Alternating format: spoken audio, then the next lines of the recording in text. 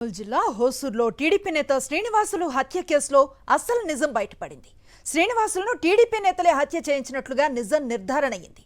కేవలం ఆధిపత్యం కోసమే సుపారీ ఇచ్చి హత్య చేసినట్లుగా పోలీసులు తెలిపారు.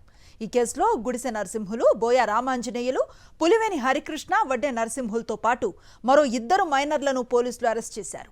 ఆధిపత్యం కోసం వడ్డే నరసింహులకు 10 లక్షలు ఇచ్చి 2 మైనర్లతో ఈ హత్య చేయించినట్లుగా పత్తికొండ ఇన్ఛార్జి డీఎస్పీ శ్రీనివాసాచారి తెలిపారు. వాకిటి శ్రీనివాసులకు ప్రత్యర్థి వర్గానికి చెందిన నరసింహులు అనే వ్యక్తి హత్య చేశాడు అంటున్న పత్తికొండ ఇన్ఛార్జి డీఎస్పీ శ్రీనివాసాచారితో మా ప్రతినిధి లోకేష్ ఫేస్ టు ఫేస్.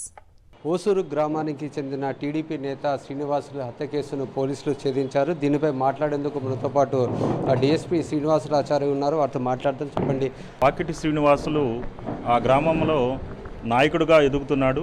ఆ ఎదుగుతున్న క్రమంలో ఓర్చుకోలేనటువంటి వ్యక్తి ఈ నరసింహులు అనే అతని మీద కక్షగట్టి అతను అంతమొందించడం ద్వారా గ్రామంలో ఆధిపత్యం చలాయించవచ్చు అనేది ఉద్దేశంగా ఉండి ఈ యొక్క హత్యకు రచన చేయడం జరిగింది. సార్, అంటే ఎటువంటి ఏమన్నా ముందుగానే ఒక ఆలోచన ఉందా? ఏ విధంగా అయితే ఇతన్ని అడ్డు తొలగిస్తే ఇతను ఏ విధంగా ఎదుగుతాడనే ఒక భావన ఆయనలో ఉందంటారా? ఉన్నదండి.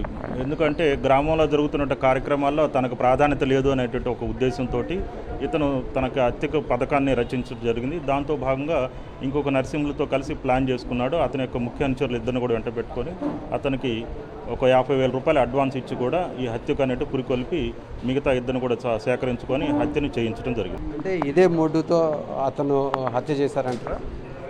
ఆ మోటో అయితే ఇదే. దీంట్లో కేసులో మాత్రం నాయకుడిగా నేను ఎదగాలి, నాకు అతను అడ్డుగా ఉన్నాడు కాబట్టి అతను అంతమందించడం ద్వారా నాకు నాయకత్వం అనేది వస్తుంది కాబట్టి అనేది ఉద్దేశంతో చేయడం జరిగింది. మరి ఈ కేసు సంబంధించిన ఎంతమందిని అరెస్ట్ చేశారు? ఇప్పుడు వరకు 6 మందిని అరెస్ట్ చేయడం జరిగిందండి. దాంట్లో child in conflict with law అనేటువంటి వారు 2 ఉన్నారు, 4 మేజర్ అయినటువంటి వాళ్ళు 4 ఉన్నారు, మొత్తం 6 మంది.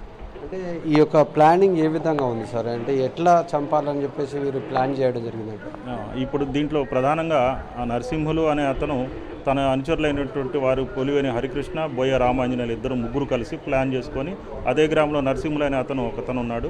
అతనితో మాట్లాడుకొని 50,000 రూపాయలు అడ్వాన్స్ అంటూ ఇచ్చి మరో 2 అతని ద్వారానే తెప్పించుకొని వాళ్ళకి అప్పగించి ప్లాన్ రచన చేయించి దాని ద్వారా 14వ తారీఖు రోజు మర్డర్ చేయడం జరిగింది. మరి 14వ రోజు అసలు ఏం జరిగింది సార్? ఉదయం 5 గంటల సమయంలో చనిపోయినట్టు వాకిటి శ్రీనివాసులు బహిర్భూమి కాలకృత్యాల కోసం వెళ్ళడం జరిగింది.